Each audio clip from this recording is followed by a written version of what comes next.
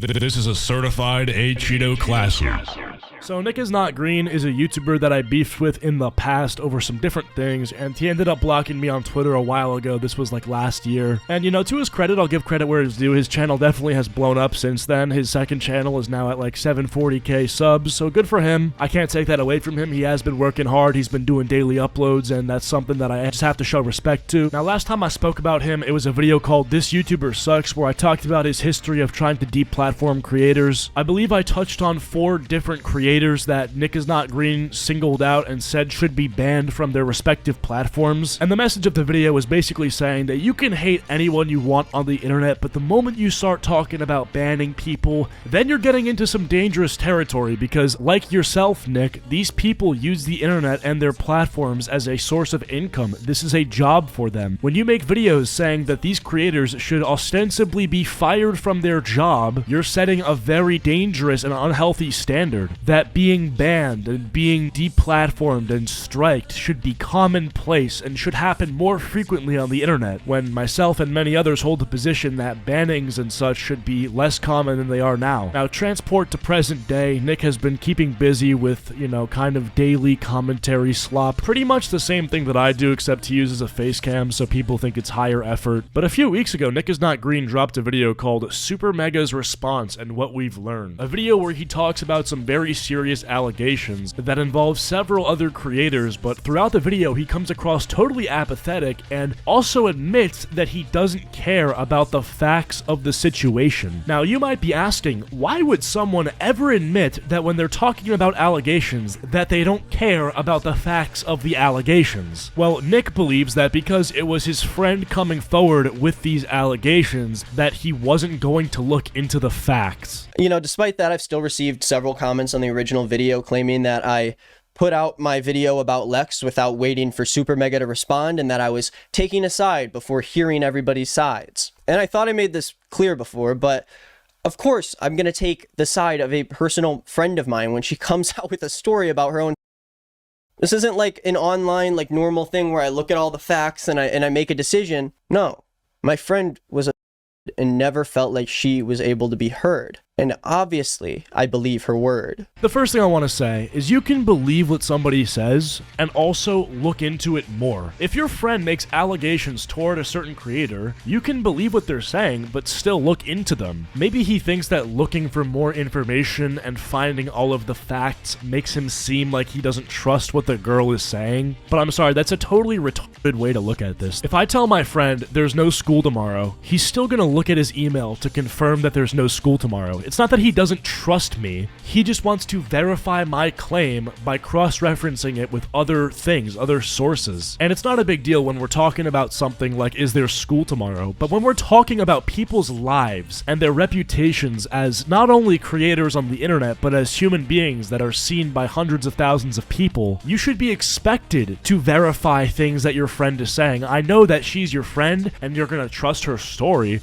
but verify these things. Look at other sources. If you don't think that your friend's story can be, you know, put under any sort of scrutiny, I feel like the validity of what she's saying kind of falls apart. Imagine telling somebody something, expecting them to believe you, and then you say, don't fact check me, don't look at anything else, just believe me. Do you not believe me? Why don't you believe me? Do you not trust me as a person? Do you hate me? Do you not like me? It's like, no, none of that's true.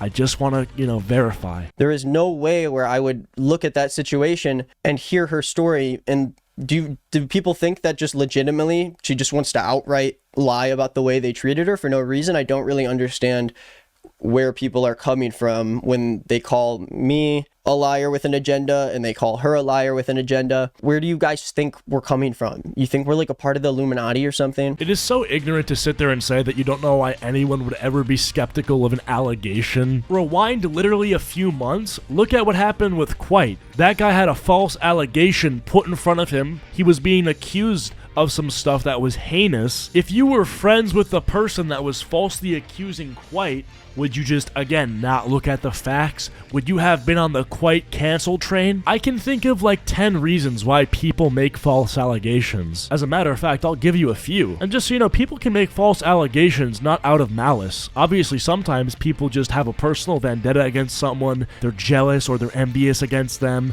They're seeking attention. Maybe they want clout. Maybe they have mental health problems. But sometimes there could just be a misunderstanding or a miscommunication, a misunderstanding or a misremembrance of the way that a certain event went down, right? You know, sometimes there's drugs or alcohol involved, so people are intoxicated and they don't remember how something actually went. So it's just weird to see Nick go up there and be like, what, do you guys just think we're part of the Illuminati? You think that people lie? Yes, Nick, people lie on the internet all the time. And I'm not even commenting on this specific situation. I'm just saying, in general, people lie on the internet. People make false allegations. Like I said, look at the Quite thing. I think my conclusion to this is that Super Mega made some very rough mistakes in the past couple of years, and it seems like there was a lot of carelessness that snowballed into a problem that got too big for them to handle very quickly. At the very best, these aren't evil guys. They're just really, really dumb, and they don't really deserve to have the company and the team and the platform that they have with the way that they've handled it. This video that we're playing from is a follow-up video after he made an initial hit piece video on the people at Super Mega. I don't even have to show you the first video for you to be able to tell that he's acting very charitable to these people. He's saying,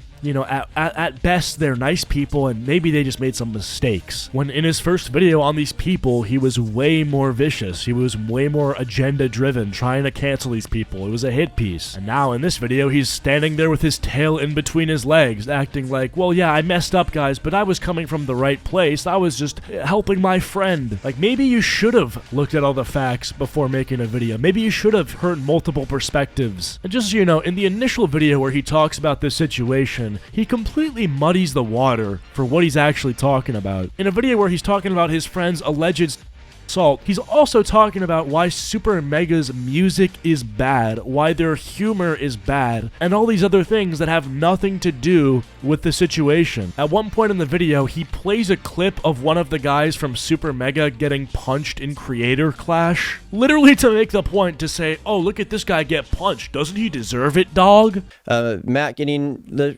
absolute shit beaten out of him. Let's just let it play a couple more times. We can keep watching it. I don't think anyone minds letting this loop on repeat. We could just let this go. If you want me to do this for the rest of the video, I could. Like, half the video was not even about sharing his friend's story and coming forward to spread the truth, which is how he's making it seem now. It was literally to just roast these people. It was completely opportunistic. Like, he heard that his friend was making allegations toward these people, and because they were getting criticized for one thing, he took it as a chance to just roast everything they've ever done and put it into a video. A lot of people even came into the subreddit to roast Matt Watson's music career. One person said, "There's one last thing I want to share before leaving the sub. I did not care for Matt Watson's music career." I'm pretty sure this is a Family Guy reference, but it's still, you know, let's look at the comments. I always thought everyone was just pretending to like his music. As someone who paid to go to one of his shows, I agree. Thank you. I always got downvoted in the sub for calling his music trash. Obviously, none of this has an effect on how he treats people, but of course, if his art sucks, let's fucking dunk on him. He sucks. Like, dude, are you fucking kidding me? You're making a video where apparently your intention was to spread a story about your friend's assault, and in the video you're talking about how some guy's music sucks? What? Like, this is so dishonest. Like, oh yeah, if the guy's art sucks, let's dunk on him. You literally admit that has nothing to do with these, you know, allegations, and it adds nothing to the person's story that you're spreading. So you just, what is the point of adding this? Like, what does this actually benefit to anybody? Like, I would get it if you looked at all the facts and this, you know, person or people were confirmed to be pieces of shit after everything is said and done, but that's not what happened. These people responded, and you made a response video to their response where you look utterly embarrassed because of the fact that you didn't look at all the facts, and you used this video as not a chance to spread a story that, you know, you're doing from a place where you have a good heart, but as a chance to just roast these people. Even your fans are like the personal attacks in this video too. I don't see how looping a gif of Matt getting punched is supporting the victims. Like, bring this back to Quite, okay? Imagine if Nick is Not Green did this same video on Quite, and meanwhile, while he's talking about these allegations, just finds a video of Quite getting punched and plays it over and over again. What does that have to do with anything? Like, you gotta prove that these guys are scumbags first, and while you're trying to prove it, maybe don't assume that everybody's on the same page as you. Maybe try to actually prove it, you know? I made a video about Too Mad and sort of the situation that was happening with him. I never once said that he's 100% guilty or 100% innocent. I just laid out the story. I let people draw their own conclusion. That's what you have to do with allegations, because unless you're 100% sure of something, it's kind of just whether or not you're gonna get lucky or not. If you're gonna say a guy's 100% innocent or 100% guilty, it could look really bad when it doesn't go that way. I dislike Acheeto, said the pedophile.